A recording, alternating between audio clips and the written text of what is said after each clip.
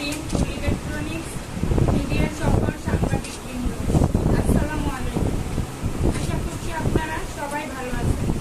সাংবাদিক ভাইরা, আপনাদের দেশ ও জাতি, আপনারা দেশ ও জাতির দেশ ও জাতির ক্লান্তি লগ্নে পাশে থেকে যুগ যুগ ধরে আপনারা অগ্রণী ভূমিকা পালন করে আসছেন।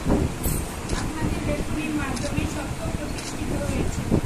আশা করি আগামী দিনেও ন্যায় ও নিষ্ঠার সহিত আপনাদের দায়িত্ব পালনে সচেষ্ট হবে।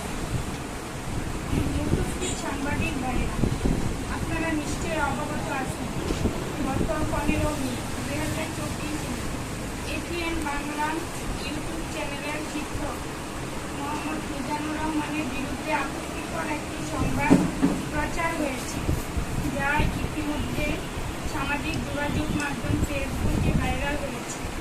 এই মিথ্যা বানোয়ার সংবাদ প্রচারে আমার স্বামী পরিবারের মান সম্মান ক্ষুণ্ণ হয়েছে। আপনাদের মাধ্যমে দেশ ও জাতির প্রতি শিক্ষক মিজানুর রহমানের বিরুদ্ধে মিথ্যা সংবাদ প্রচারের তীব্র নিন্দা ও প্রতিবাদ জানিয়ে সত্য উন্মোচন করার লক্ষ্যে আজকে এই সংবাদ সম্মেলন। উপস্থিত সাংবাদিক ভাইয়েরা, আমি রাশিদা আক্তার, আমার স্বামী মোহাম্মদ মিজানুর রহমান, গ্রাম জুনিয়া, ডাকঘর, কাপাসিয়া, জেলা গাজীপুর।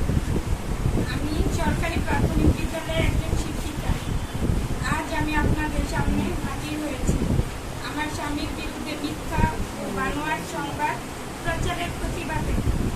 আমার স্বামী মোহাম্মদ মিজানুর রহমান একজন আদর্শবান ও নীতিবান শিক্ষক।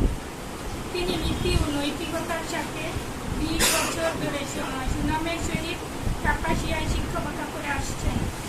তার সুনাম নষ্ট করতে বিভিন্ন সময় বিভিন্ন মহল ষড়যন্ত্র করে আসছে। শিক্ষক মিজানুর রহমান 2014 সালে নিজের উপার্জনের অর্থ দিয়ে বিনা খরচে প্রতিবন্ধীদের লেখাপড়া করার জন্য পুরোপুরি প্রতিবন্ধী নামে একটি বিদ্যালয় প্রতিষ্ঠা করেন। অসহায় দরিদ্র শিক্ষার্থীদের নার্সিং ও বিশ্ববিদ্যালয়ে পড়ার সুযোগ সুবিধার জন্য প্রতিষ্ঠা করেন বিশ্ববিদ্যালয়